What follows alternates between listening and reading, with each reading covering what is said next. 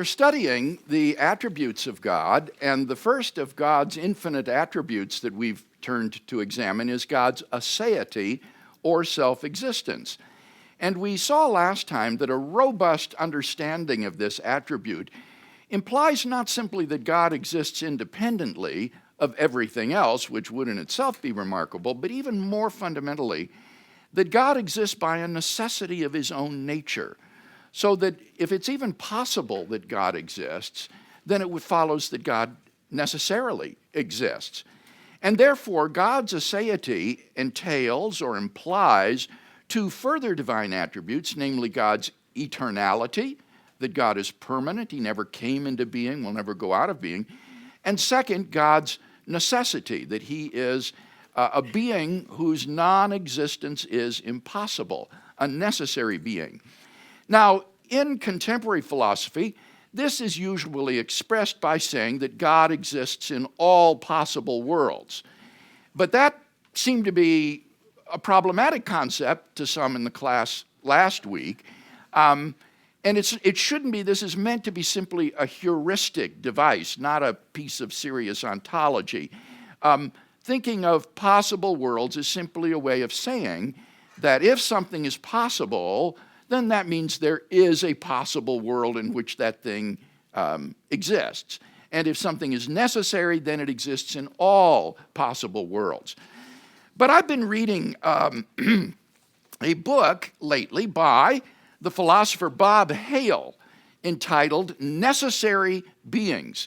Hale is a secular philosopher, very brilliant, and this is a study of necessity and necessary beings. And the way Hale explicates necessity can perhaps be helpful to those who don't find the talk of possible worlds helpful.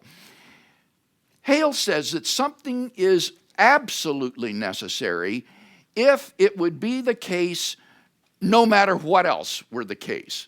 No matter what else might be the case, if something would still be the case, then that thing is absolutely necessary. So, he says, you can fill in this schema. If blank were the case,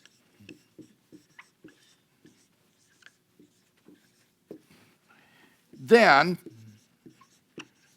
blank. And you can fill in what you think to be a necessary truth. So, for example, if blank were the case, then 2 plus 2 equals 4. And if 2 plus 2 would equal 4, no matter what you put in this blank, then 2 plus 2 equals 4 is absolutely necessary. So, what I'm suggesting is that the proposition God exists fills this blank. And no matter what you put in the other blank, this statement would still be true. If the world did not exist, then, or if it were the case that the world did not exist, then God exists. If it were the case that there were no people, then it would be the case that God exists. So the proposition that God exists is absolutely necessary in the sense that no matter what else might be the case, it would be the case that God exists. So this is the notion of God as a necessary being. Now, this notion of God as a self-existent being and the source of all reality outside of himself faces a very significant challenge from a philosophy called Platonism.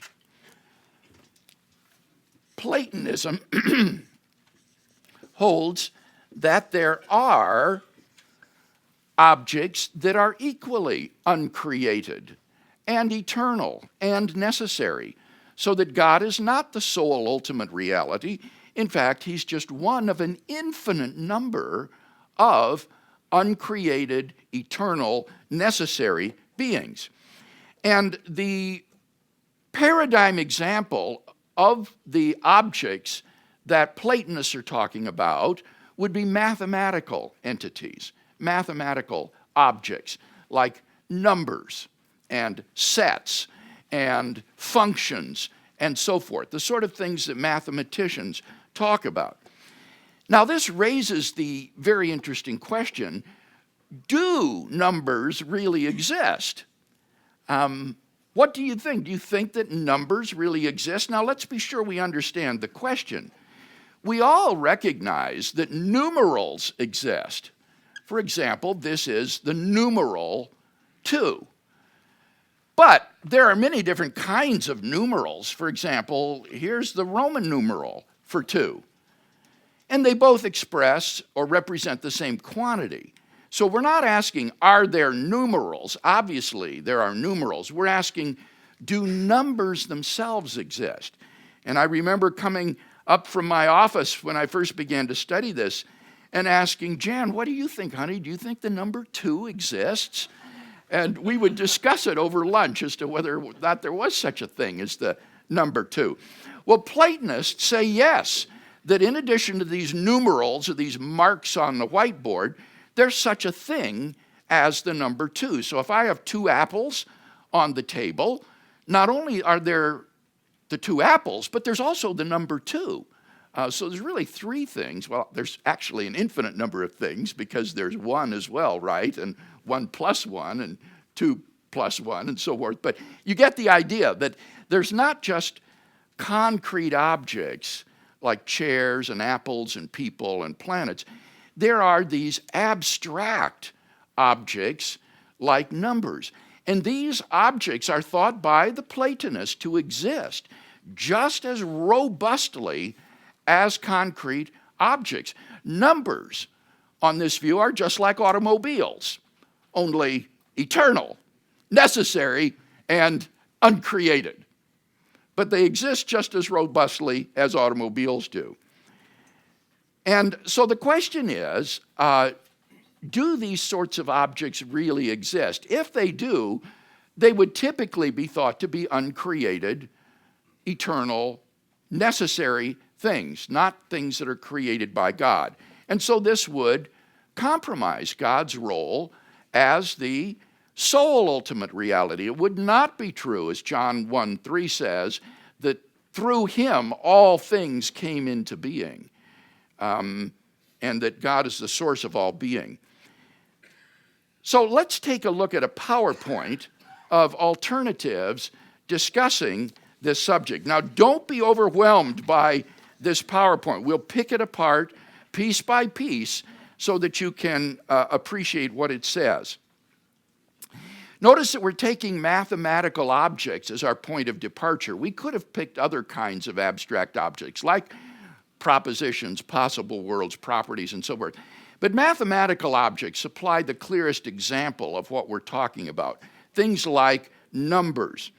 And notice there are 3 positions with respect to the existence of numbers. There is realism, which says that these things exist, that there really are such things. On the other hand, there is anti-realism, which denies that these things actually exist. And then in the middle is a-realism, which says this is a meaningless question. There just is no fact of the matter about whether they exist or they don't exist. This is just meaningless. And there are some a-realists today. Now, taking a-realism first, an example of an a-realist position would be so-called conventionalism. This was a philosophy that was popular during the 1930s and 40s, and it was based upon the verification principle of meaning. According to that principle, any statement that could not be verified through the 5 senses was a meaningless statement. It's a sort of scientism that attempts to dismiss vast tracts of human language as cognitively empty because these statements can't be empirically verified. And sentences like ethical statements or mathematical statements can't be empirically verified. These are about abstract objects if they're about something at all, and therefore these sorts of metaphysical questions were regarded as meaningless. It's just a convention that we adopt in order to make science work and get along in society, But there isn't really any truth or falsity about whether or not the number 2 exists. It's just a convention which is arbitrarily adopted or rejected. So that philosophy was prevalent during the mid-20th century. I have to say, with the demise of the verification principle, this is not as widespread today, because that principle of meaning is both too far-reaching. It would dismiss vast reaches of human discourse and language as meaningless, and it also tends to be self-defeating and self-refuting. But there are some realists who are around today. Now, let's take, on the other hand, the view of realism. And realism with respect to mathematical objects can be of 2 types. First, realism could hold that these are abstract objects, as a Platonist believes. Or there are realists who think that mathematical objects are, in fact, concrete objects. Now, let's take the abstract alternative first, that these are abstract objects. They could be regarded as uncreated, and that's the Platonist view. This is the classical Platonist perspective, that there are numbers, they are abstract objects, and they are uncreated. That's Platonism. On the contemporary scene, some Christian philosophers have attempted to solve the problem posed to divine aseity by the existence of numbers by adopting a sort of modified Platonism, according to which numbers exist, all right, as abstract objects, but these too are created by God. He has not only created all of the concrete objects in the world, but God has created all the numbers. Now, this will force you to modify your view of creation somewhat, because in this case, these numbers exist eternally and necessarily. And so that means that God has been creating from eternity, and that there is no possible world in which God alone exists. Creation becomes necessary on this view. And that, I think, should give us theological pause. It does require you to modify in some significant ways your view of creation. But there are some Christian philosophers today who would defend absolute creationism. One of the most serious objections to absolute creationism is called the bootstrapping objection. That is to say that it involves a vicious circularity. And the easiest way to see this is by considering properties.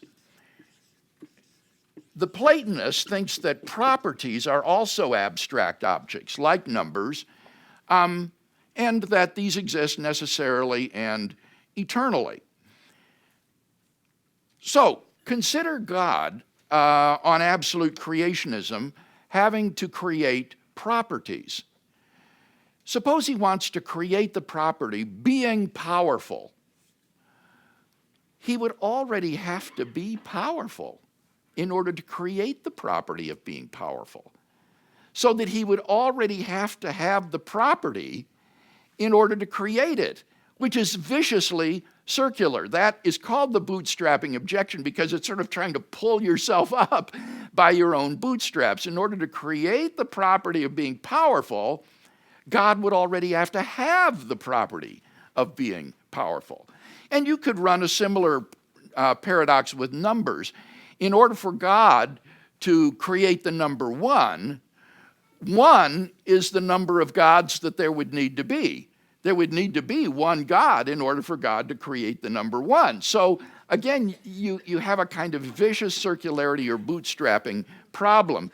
And this has caused many contemporary Christian philosophers to have serious reservations about absolute creationism. This is not an alternative that has been widely defended today, and I think it's largely because of this bootstrapping objection that tends to afflict absolute creationism. Now, let me ask if there's any discussion or question at this point about this alternative and the difficulties that it faces. My question is very simple. How can the number 2 exist independent of a finite universe? Well, It would be meaningless. well, now that's what a conventionalist says, right? That's adopting our realism. It's meaningless. But I don't think that that's difficult, Don. Why would there need to be spatiotemporal objects in order for the number 2 to exist? Even if there were no universe, wouldn't it still be true that 2 plus 1 is 3? Or even more basically, what about this, that 1 equals 1, or 1 is greater than 0? I mean, surely these sorts of elementary truths of arithmetic are true whether or not anything physical exists. Well, it would seem to me that what you are doing is coming up with a language to define an infinite universe. Well, now, Don, that depends on what you mean by the universe. For the absolute creationist, he does think that these numbers and properties and things are part of creation. So he would say there's sort of 2 divisions in creation. There's the concrete objects, which include things like material objects, souls, angels. These are all part of the concrete world. But then he would say there's another division of creation that we don't usually talk about, and that would be this abstract realm of numbers and properties and possible worlds and propositions. So if you use the word universe very broadly to include everything that is created, yes, that this view would say that there is necessarily, eternally, a created, quote unquote, universe of abstract objects. Now, if you don't use it in that broad sense and you restrict the universe to the realm of spatiotemporal objects, then no, the Platonist would say that these abstract entities exist independently of concrete things. They exist assay. They are like God in that respect. Bruce? Well, to both of your comments, the number 2 only has significance as it corresponds to temporal objects. I mean, the concept, the abstraction of the number 2 or 1 or 1 greater than 0 has no meaning apart from a correspondence to physical objects. So that's where I see the problem with this is they derive from a number of physical objects and a correspondence. So, Bruce, on your view, in a world in which God didn't create any physical objects, wouldn't there still be 3 members of the Trinity? Well, certainly, but that's part of self-defining who God is. I mean, we ascribe a value of 3 to the Trinity because we can observe a concept of 3-ness or 2-ness, or whatever, but we don't because but it doesn't have any value if there's no entity. You know, well, I mean, in this case, there is an entity. There's God. Okay. There's one God. And there are 3 members of the Trinity. So you've already got arithmetic going right there, even in the absence of any physical objects, because you've got 3 and you've got 1, and then you've got arithmetic operations like 3 plus 1. And but these are abstractions in beings that are tying a value to this in time and space. If you have a being that's not tied to time and space, this is meaningless. Okay, well, I'll just say again one more time. If God is timeless, wouldn't there still be one God? Wouldn't there still be 3 persons in the Trinity? It seems to me that these arithmetic truths don't have anything to do with temporality or time. Well, it's true, but we ascribe the value of oneness and 3-ness. Yes. It's for us that are tied to time and space. This is why we have mathematics to use in the real world. It corresponds to things that happen in the real world. It's an expression of science. You do sound sort of like a conventionalist, I have to say. I mean, you're sort of saying there's no objective, mind-independent truth about the number of persons in the Trinity, that this is just something we use. So I'm trying to think, where on this chart does Bruce fit? Where would he go? Nowhere. But, okay, here's a question from this gal. Yes, we'll get the mic to you so we can hear. I was sort of confused when you were talking about apples, like if you had 3 apples and then you have the number 3 apples, but then you said there was like a 4th thing, which is this value that you have. What exactly? And then you said you have that value, but then you have more values, an infinite number of values. What did you mean by that? Well, I was referring to the numbers, that if you have 3 apples on the table, are there only 3 things there? Well, the Platonist would say no, because he would say there is also the number 3, which is the number of the apples. So there are 3 apples, and there is another thing, the number 3. And then, as I said to Bruce, once you get the number 3, you get all the other numbers as well. So you get an infinitude of numbers, just in virtue of there being some objects. Okay. So the difficulty here is maybe grasping what the Platonist believes. Remember, the Platonist thinks that these are real, that these numbers really exist. These are metaphysical realities that are just as real as people and planets and electrons and so forth. Yes, Ben, let's let Ben have a word here. Very brief, coming off what she said, because it does seem like numbers are a way of describing reality to me initially. So if you took away 1 apple, then you have 1 apple, 2 apples, and then the number 2. What if you took away all the apples? Does the number 0 still exist there in its place? Well, I think that the Platonist would say so. He would say 0 is the number of apples on the table. Okay, And that all right. gets into a real interesting question. All right, let's take one more comment, and then we'll move along. Drew? Okay. I'm wondering how you would handle, say, Quine's objection that mathematics is at least quasi-empirical. Like, he believed that in a world where if you had 2 apples and put them, an apple in one hand, apple in the other hand, put them together, a 3rd apple appears. In that world, 1 + 1 = 3. That there is at least some empirical element of mathematics, and so it's not metaphysically necessary.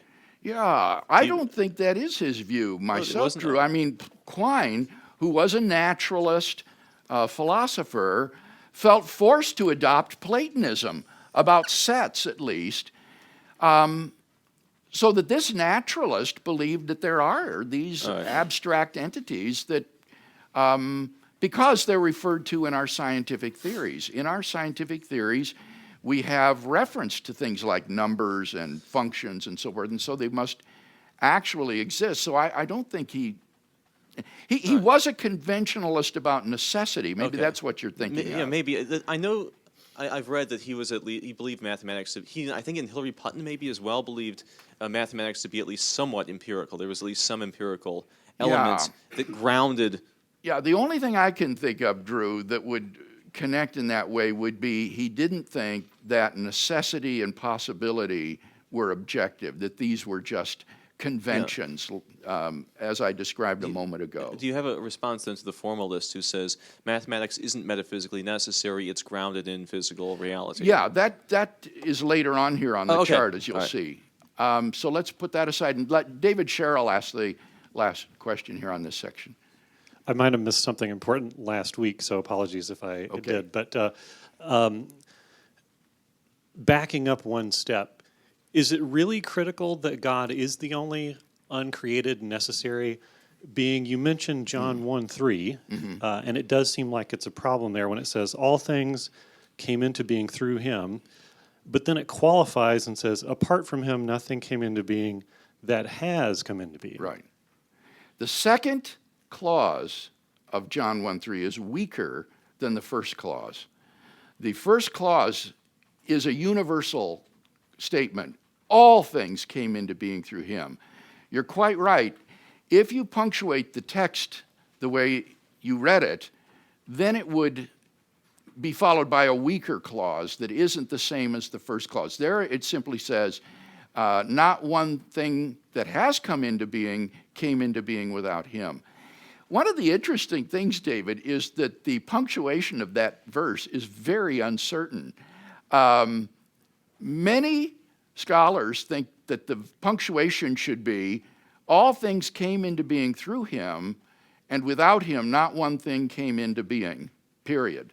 And then the next verse starts, what has come into being through him is life, and the life, et cetera, et cetera. So the question of the punctuation of this verse actually even comes into play. And if you look in your Greek New Testament, they will have a footnote about the uncertainty of how to punctuate the verse, which is amazing because the punctuation isn't in the original Greek. And so why are they having a footnote about how English translators punctuate the sentence when it has absolutely nothing to do with the Greek text? I've asked some Greek scholars about that, and they've said this is really extraordinary that they would have this sort of comment. But I think you can show to many other passages that we did review last week where it says, for from him and to him and through him are all things, period. And so John 1:3 is just a piece, I think, of a broader textual testimony to God's being the unique, uncreated being. But David is certainly correct in saying some Christian philosophers are just willing to bite the bullet and say, yeah, there are things that are uncreated by God and co-eternal with him and necessary and independent of him, and they just don't see any problem with it. And I have difficulty understanding how such a view could be reconciled with the Jewish concept of God, which seems to me to be clearly that God is the source of everything outside of himself. And God is not to be praised and worshiped because he's created this little small part of reality, namely the concrete realm, but he's to be praised and worshiped because he's the creator of everything that exists other than himself. So that certainly is something that is part of the debate. Some philosophers would respond by just saying, biting the bullet and saying, yeah, there are things that are independent of God and co-necessary and co-eternal. But I'm not willing to go that route myself. Well, I said that was the last question, so let me move on to the next alternative. Now, you see next to abstract objects, there is a kind of realism that says that these things exist as concrete objects. And these could be two types of concrete objects. They could either be physical objects or they could be mental objects, that is to say, thoughts in somebody's mind. Physical objects, one view or alternative that takes this view would be formalism, which says that mathematics is basically scratch marks on paper. There is no significance beyond that. Mathematical entities just are these marks on paper which are manipulated by mathematicians in accordance with certain rules. And that's all there is to it. There's not very many people that find that point of view persuasive today because it certainly seems that the number 2 isn't to be identified with the mark on your piece of paper or the mark on my piece of paper, that when we say 2 + 2 = 4, we're talking about a general truth, not some specific mark that has been made on a piece of paper. And it's difficult to see how this view would be consistent with the necessity of mathematical truth. So there's the alternative of taking them as mental objects, thoughts in somebody's mind. This might either be a human mind or God's mind. The view that mathematical objects are just thoughts in people's minds is called psychologism. And this would say that you have ideas of the number 2 or of 2 + 2 = 4, and that's what these mathematical objects are. They're just ideas in people's minds.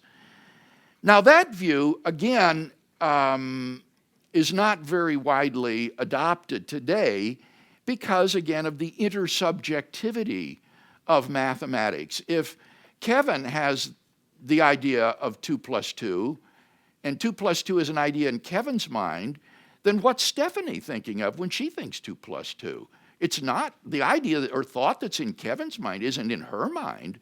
Different people have different thoughts. So how could these mathematical objects just be your thoughts? Moreover, there are infinite numbers of mathematical objects and infinite mathematical truths, and there aren't enough people to have all those thoughts. So you can't ground them in human minds.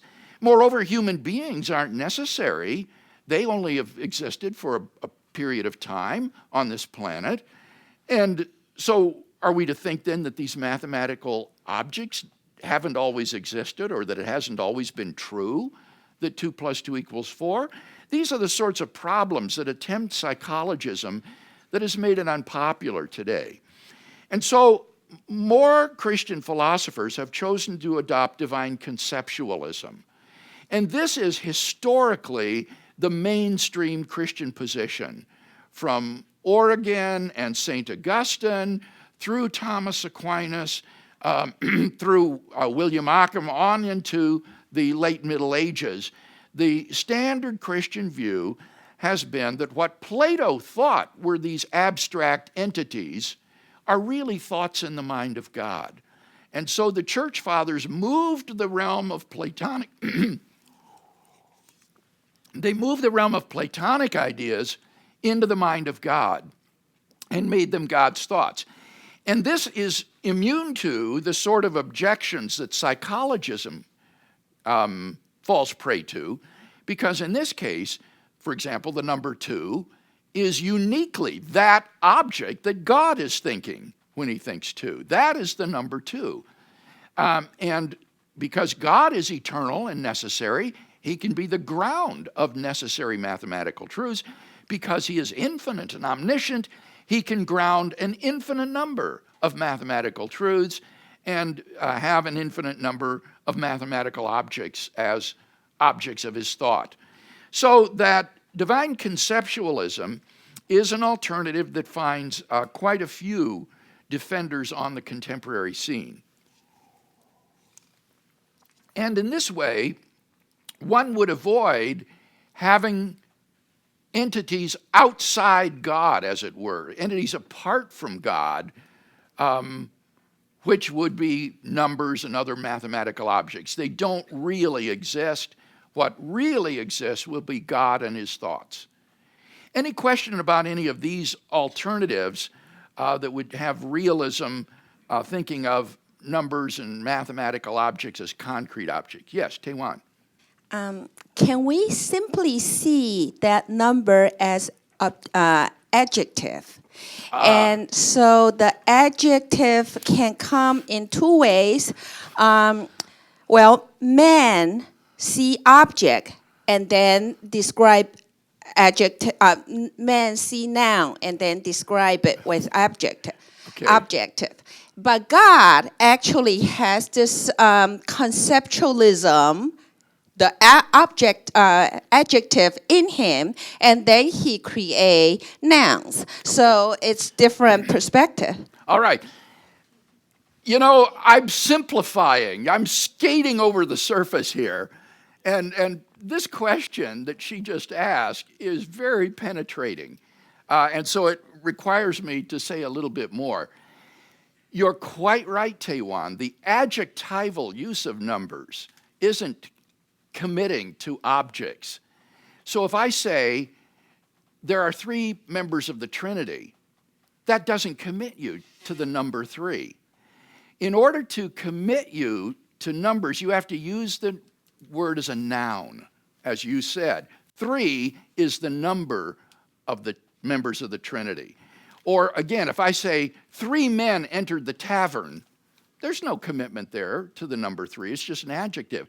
But if I say 3 is the number of men who entered the tavern, then I have committed myself to the reality of the number 3 because I've used it as a substantive, as a noun that refers to some object out there. So the difficulty is that those 2 sentences seem to be synonymous, right? The number of men who entered the tavern is 3. 3 men entered the tavern. So does that sentence convey the metaphysical commitments that the Platonist thinks or that the anti-realist thinks. And this gets into a huge debate over whether or not we can reduce all of our commitments by expressing them adjectively. And I would say that there's a pretty general consensus that that cannot be done. This is well, do you see on anti-realism here on the chart? One of the strategies for anti-realism, yeah, it's not on this one. One of the alternatives that is not listed would be what we could call paraphrastic strategies, where you would paraphrase away your commitment to numbers by using adjectives instead of nouns. And I think, as I said, it's fairly widely acknowledged that a paraphrastic strategy is going to face huge obstacles. And so many Platonists would say this isn't going to avoid the problem. But there are others who have offered these kinds of strategies. I can think of a couple. For example, there's a philosopher